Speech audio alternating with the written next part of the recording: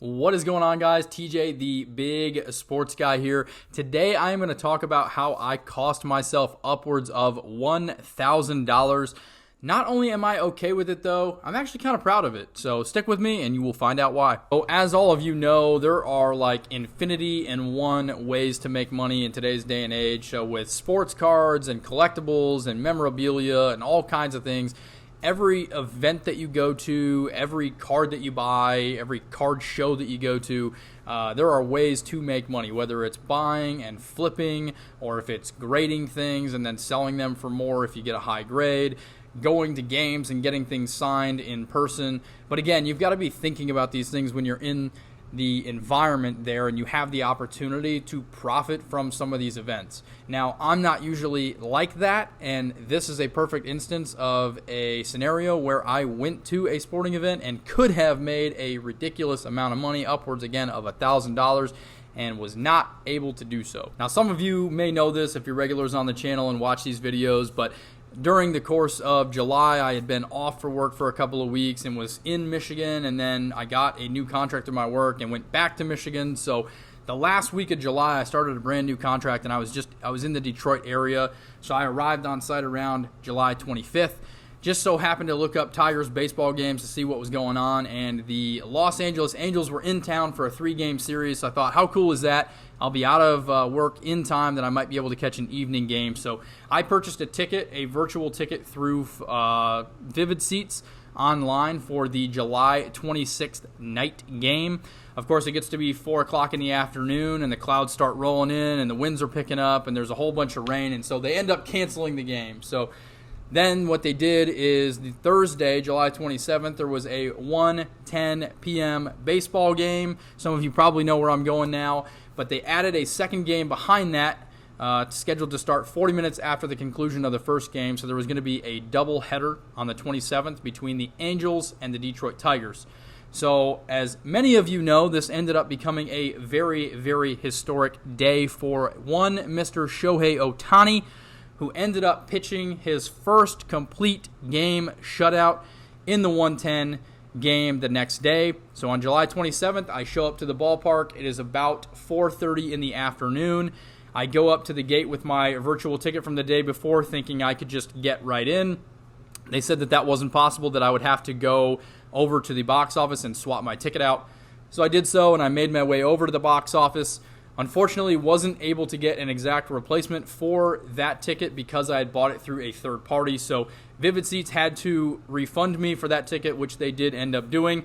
But I had to purchase a new ticket on the spot there at the box office. So for the second game of the doubleheader on July 27th, I got a physical ticket to the game between the Tigers and the Angels. So I used that ticket and I went inside, and everything was all good. So it's super hot outside. I get in there, and of course I'm distracted by the $12 beers and the $10 hot dogs and the $40 pretzels that are in there. So I've got to get one of each of those, right? So I go up to the concession stand and I get that, and I'm just kind of checking out everything before the game. You know, I'm watching the players warming up, and I'm getting ready to find my seat, so I make my way off. And of course, I didn't want to spend a lot of money for this game either, right? So I bought like a $25 ticket in the upper bowl because it was the cheapest thing they had.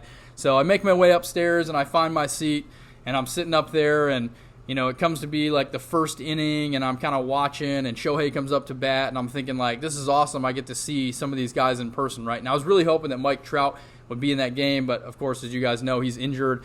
So Shohei Ohtani comes up, and of course he strikes out his first time, and I'm like, oh man, that's so disappointing. You know, I get to see Shohei Ohtani the one day that I happen to be in Detroit, and he strikes out in his first at bat, which kind of sucks.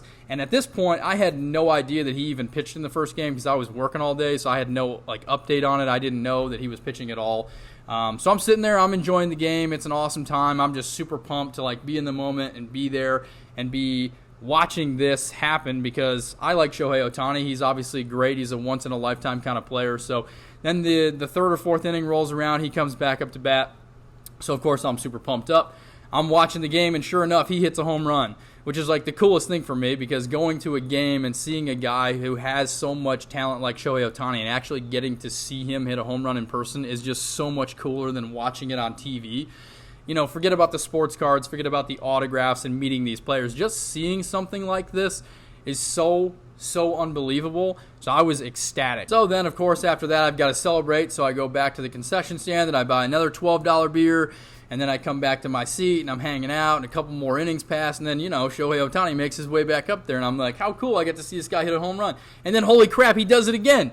He hits 2 home runs, which is like unbelievable, right? You go to a game, you get to see this awesome guy with all this talent, and he hits 2 home runs, not 1. He hits 2 home runs against a team that I like because I grew up in Michigan, so I'm a Tigers fan.